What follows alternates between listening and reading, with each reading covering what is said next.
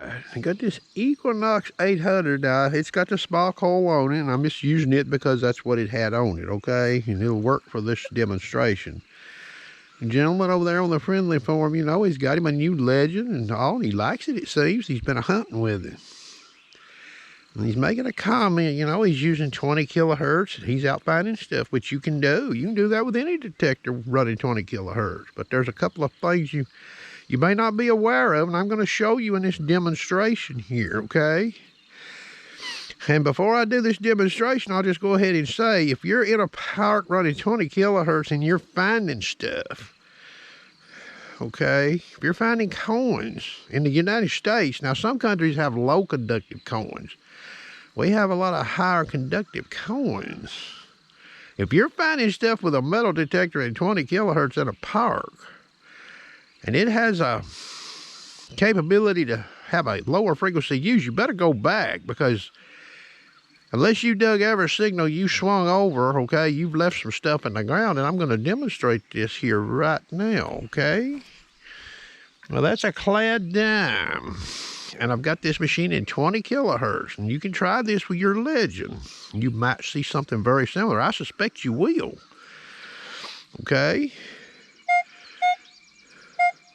So I get about a 25, 26 ID on that dime right there, and you hear that tone. And I'm in 50 tones on this machine. You've got a 60 tones on that Legend. I've never used a Legend. Okay, now I've got that clad dime down here, some elevated fall. So if I was in the wild running 20 kilohertz with this machine and I come like this,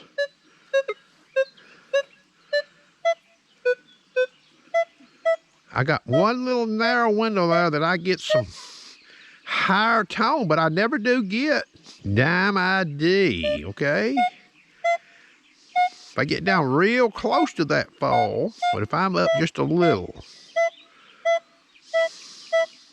I get more like zinc and penny ID. So if that was a zinc and penny down there, instead of a clad dime, I would get even lower than zinc and penny ID, okay? Or lower than Indian head ID even. Okay, so now if you're in the wild and you're sweeping like so, and you come across this fall of this dime, listen to that. You see that meter? No clue, right? I mean, you hear the fall, but you don't hear the dime. So if you dug that fall right there out of the ground and then you stood back up and you swept, you might hear that dime, or you still might not, because of this piece of fall, okay? So now all I'm going to do is I'm going to go to 5 kilohertz and watch what happens here. Hear that? Listen. Hear that dime in there? So there's the fall. There's the dime. There's the other fall. Look at there. Now, if I come from this way over here and I'm advancing this call like I'm a sweeping, hear that dime? And I've got far more latitude to hear that dime, even coming from the easy way. If I go back over here to 20 kilohertz, and watch what happens here when I start advancing the call.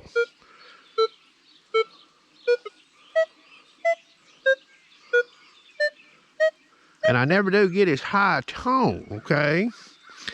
And I never do get as high of ID. I don't get correct, you know, more correct ID on that dime. So 20 kilohertz will work for you. But in modern trash, if you're looking for coins, probably not the wisest thing to be doing, okay? But now, there are some situations where this 20 kilohertz, if the higher conductive coin got around some iron, okay, then you might have some advantage, okay? But around modern trash, there's not going to be very much advantage to using 20 kilohertz. I hope you enjoyed.